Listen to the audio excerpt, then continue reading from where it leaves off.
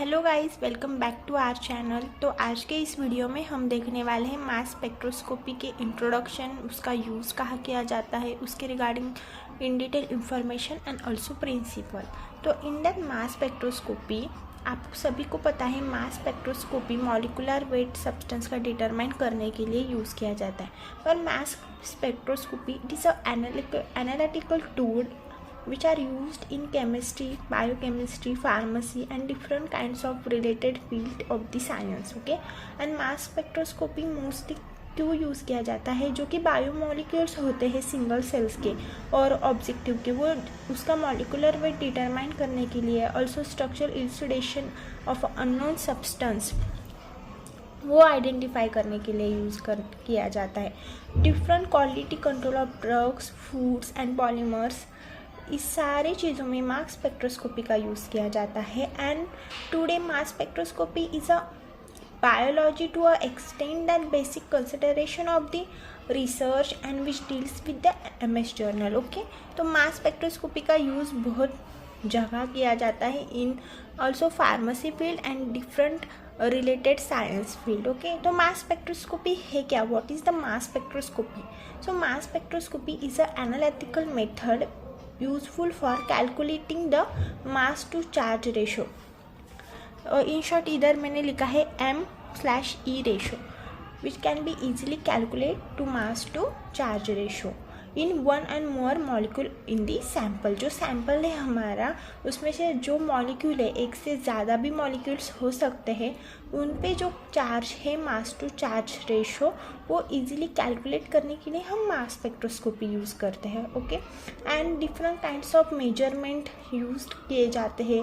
Precise molecular weight of the sample components, हमारा एक molecule है, उसको हमको पता नहीं है उसका मॉलिकुलर वेट क्या है, तो इजीली वो मॉलिक्यूल कंपोनेंट का आइडेंटिफाई किया जाता है molecular weight using the mass spectroscopy. And mass spectroscopy is an analytical method to find out the molecular mass of the compound and directly and indirectly also helps to prove the identity of the isotopes. So this is the basic introduction. आप इतना याद रखना कि molecular mass of the compound का determine करने के लिए use किया जाता है। Also useful for the calculating the mass to charge ratio in one and more molecules of the substances. Okay, तो नेक्स्ट है प्रिंसिपल। तो प्रिंसिपल क्या है? Principle is completely based upon the Newton second law motion and momentum. आप सभी को पता है कौन सा न्यूटन सेकेंड लॉ है, 12 में भी पढ़ा होगा, तो ये सब उसी से ही रिलेटेड है। तो अब हम देखते हैं। Mass spectroscopy is a most accurate method for determining the molecular mass of the compound and its elemental composition. जैसे हमने इंट्रोडक्शन में देखा था, these are the most important and accurate method to identify and determine the molecular mass of the compound. कौन सा भी एक molecule होगा, उसका जो मॉलिकुलर मास हमको आइडेंटिफाई करना है एलिमेंट का, तो हम मास स्पेक्ट्रोस्कोपी यहाँ पर यूज़ कर रहे हैं और वो बहुत ज़्यादा एक्यूरेट मेथड है। In this technique molecules are bombarded with the beam of the energetic electrons with the molecules and ionized dissociate into the several fragments. क्या होता है कि UV, IR, NMR में इलेक्ट्रोमैग्नेटिक रेडिएशन का यूज़ किया जाता था, पर इधर ऐसा नहीं है। Mass spectroscopy is completely different from other spectroscopy. Okay, इसमें क्या होता है, जो मॉलिक्यूल्स होते हैं वो बम्बार्ड होते हैं, मतलब कोलैप्स होते हैं, और उस एक मॉलिक्यूल के 2-4 मॉलिक्यूल फ्रैगमेंट्स होते हैं, क्रिएट होते हैं, और बाद में क्या करता है, एनर्जेटिक इलेक्ट्रॉन जो होते हैं वो उनको एनर्जी प्रोवाइड करता है। आफ्टर दैट वो फ्रैगमेंट पॉजिटिव आयन में क्रिएट होता है और बाद में हम इजीली मॉलिकुलर वेट डिटरमाइन कर सकते हैं। ये जो मॉलिक्यूल्स होते हैं वो ionised and dissociate into several fragments create होते हैं। After that some has a particular ratio to mass to charge that is M/E ratio. मैंने पहले ही कहा था कि जो फ्रैगमेंट्स होते हैं उनमें प्रोटीन पॉजिटिव चार्ज होता है और वो चार्ज डिटेक्ट करता है मॉलिकुलर वेट। ओके, और इसमें पर्टिकुलर रेशो होता है, उसको ही कहते हैं mass to charge ratio. So next is each kind of the ion has a particular ratio mass to charge, and the molecule are ionized and dissociate into several fragments, and some of has particular ratio mass to charge, that is m/e ratio. तो जो ratio होता है वो m/e होता है. This is the basic. Okay, the ion is passed through the magnetic and electric field and reach the detector where they are detected and signals are recorded given the mass spectra. तो हम principal देखते हैं, उसमें diagram है वो in detail समझते हैं. क्या होता है, मैग्नेटिक फील्ड भी यहाँ पर होते हैं, इलेक्ट्रिक फील्ड भी यहाँ पर होती है, और डिटेक्टर का काम क्या होता है, जो भी सिग्नल्स आ रहे हैं वो इलेक्ट्रिकल में कन्वर्ट करके डिटेक्ट करने का कंप्यूटर थ्रू, और हमको क्या मिलता है, रिकॉर्ड करने के बाद एक पर्टिकुलर मास स्पेक्ट्रा मिलता है. तो मास स्पेक्ट्रोस्कोपी में हम प्रोवाइड क्या करते हैं, क्या प्रोवाइड करता है मास स्पेक्ट्रोस्कोपी हमको, molecular weight of the any compound, fragmentation information मिलता है, and nature and structure precursor of the molecules. In that structure elucidation हमको इजीली फाइंड आउट करने में ये मास स्पेक्ट्रोस्कोपी यूज़ करते हैं हम. So mass spectra is used to journal ways, okay, in that to prove the identity of two component, one component and one and more component. We are easily find out the identity of two components and to establish the structure of the new compound. So this is the basic use of the mass spectroscopy. तो अब हम principle in detail देखते हैं. In that mass spectrometer consists of the different types of components. First one is the sample inlet system, second is the ionization chamber, third one is the mass analyzer, fourth ion transducer and detector, vacuum system and signal processor and readout devices. These are a whole system from ion source to the collector, and electrode is maintained the high vacuum. So this is the main components in mass spectrometer. तो हम देखते हैं ये कहाँ पर है, इसका sample जब इनलेट थ्रू अंदर जाता है तो कैसे कैसे प्रोसेस होते हैं इन दैट प्रिंसिपल, तो हम देखते हैं. तो हम फर्स्टली ये डायग्राम देखते हैं. डायग्राम में first one slit is A B C D और E. This is the 5 slits are present between this mass spectrophotometer. In that between the A और बी में क्या होता है, हीटिंग कॉइल्स होती है जो कि हीट प्रोवाइड करती है. सैंपल जब अंदर जाता है तो हीटिंग कॉइल्स हीट प्रोवाइड करती है, जो कि सॉलिड सैंपल लिक्विड में कन्वर्ट होता है और लिक्विड सैंपल वेपर में कन्वर्ट होता है. तो बाद में बी और सी स्लिट में होते हैं इलेक्ट्रॉन गन. जो इलेक्ट्रॉन गन होता है वो टंगस्टन फिलामेंट से बनाया हुआ होता है, और उसमें ही इलेक्ट्रॉन कलेक्टर भी होता है. इस स्लिट को कहते हैं ionisation chamber. Okay, after that between the C and D slits present the ion acceleration chamber, और इसमें छोटे छोटे ये इलेक्ट्रोड्स होते हैं. इसमें फर्स्टली ये 6 इलेक्ट्रोड्स होते हैं. ये 2 इलेक्ट्रोड्स जो होते हैं ये और ये, इसमें पॉजिटिव चार्ज होता है. This are the highly positive charge content. After that थोड़ा सा नेगेटिव, और ये पूरा नेगेटिव चार्ज होता है.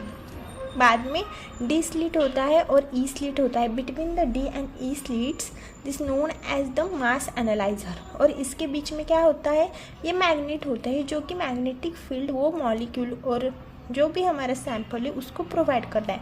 आफ्टर दैट डिटेक्टर ये सिग्नल डिटेक्ट करते हैं, और वो फिर मास स्पेक्ट्रा हम कंप्यूटर थ्रू देखते हैं. तो इसका वर्किंग क्या है, हमने देख लिया कौन से पार्ट प्रेजेंट है. बी और ए और बी को कहते हैं सैंपल वेपराइजेशन चेंबर. बी और सी को कहते हैं आयोनाइजेशन चेंबर. उसमें इलेक्ट्रॉन गन प्रेजेंट होता है और इलेक्ट्रॉन कलेक्टर प्रेजेंट होते हैं. सी और डी को कहते हैं आयन एक्सेलरेशन चेंबर, और डी और ई को कहते हैं मास एनालाइजर, जिसमें होते हैं मैग्नेट प्रेजेंट होते हैं. दिस इज द सिंपल और बेसिक डायग्राम जो कि मैंने बनाई है. We can easily understand. Okay, अब हम इसका वर्किंग भी देख लेते हैं. तो ये सैंपल है. सैंपल कौन से भी हो सकते हैं, सॉलिड, लिक्विड. तो हम सॉलिड कंसिडर करते हैं. Sample is going to this sample vaporisation chamber, जिसमें क्या होता है, हीटिंग कॉइल्स होते हैं, वो हीट प्रोवाइड करते हैं. जो सॉलिड सैंपल इधर आया है वो ऑटोमेटिकली हीट मिलने के बाद क्या होगा, लिक्विड फॉर्म में होगा।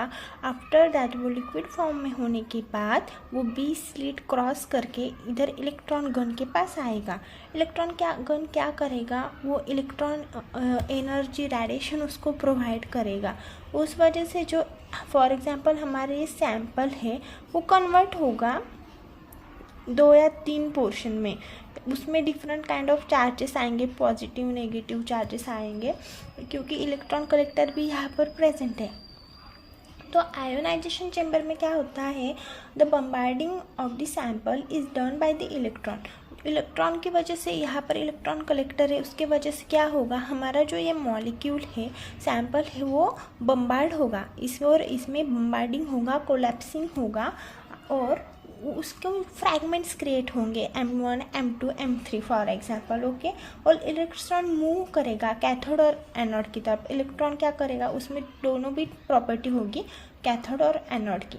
After that when the sample is pass through the electron string between the cathode and anode, electron with high energy knock and electron out of the sample from the ions. Okay, तो fragments create हो गए। यहाँ पर ही main काम है, यहाँ पर particular एक मास सैंपल का, फॉर एग्जांपल सैंपल के फ्रैगमेंट्स क्रिएट होते हैं। यहाँ पर बम्बार्डिंग होती है, इलेक्ट्रॉन एनोड और कैथोड थ्रू वो सैंपल को एनर्जी प्रोवाइड करता है, और वहाँ पर इलेक्ट्रॉन गन भी होता है जिसमें टंगस्टन फिलामेंट प्रेजेंट होता है।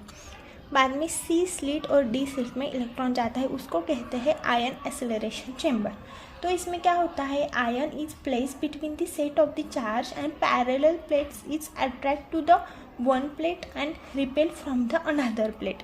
तो क्या होगा, इसमें पॉजिटिव नेगेटिव चार्जेस होंगे। ओके, तो क्या होगा, between this charge parallel plates होंगे। यहाँ पर वन प्लेट अट्रैक्ट करेगा, दूसरा प्लेट होगा वो रिपेल करेगा। तो after that acceleration speed can be control by adjusting the charge on the plates. तो ये दोनों भी हाईली पॉजिटिव चार्ज होंगे, ये थोड़ा सा नेगेटिव और ये सबसे ज़्यादा नेगेटिव चार्ज वहाँ पर होगा। तो ये हमारे जो 3 फ्रैगमेंट्स क्रिएट हुए हैं वो जाएंगे डी स्लिट थ्रू मास एनालाइजर के पास। तो मास एनालाइजर क्या कहता है, मास एनालाइजर के पास होता है मैग्नेटिक फील्ड। दिस वन करते north and south, they will be provide the magnetic field for the compound. तो magnetic field depicts ion is base its charge and mass. Okay, for example positive charge होगा, negative charge होगा, it's completely depend on the charge of the molecule.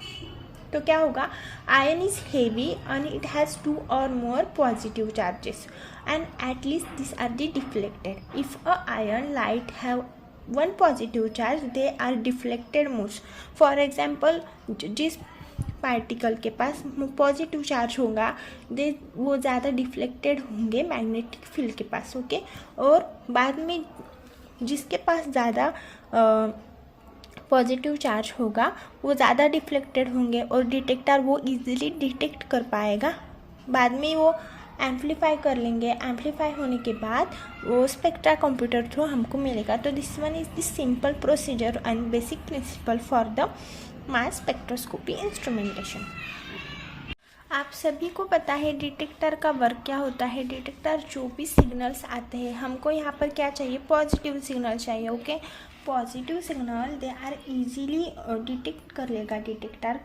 Correct charge उसमें molecule में होगा mass spectroscopy का, तो वो easily detect कर पाएगा और वो mass move to the detector हो जाएगा, डिटेक्टर के पास मूव हो जाएगा। And this ratio of the mass to charge is analyse through the ion and that hits to detector. Okay, और वो रेशियो हमने M/E रेशियो यहाँ पर डिनोट किया था। तो डिटेक्टर सिंपली वो जो भी सिग्नल्स होते हैं वो इलेक्ट्रिकल में कन्वर्ट करके कंप्यूटर थ्रू हमको रिप्रेजेंट करता है।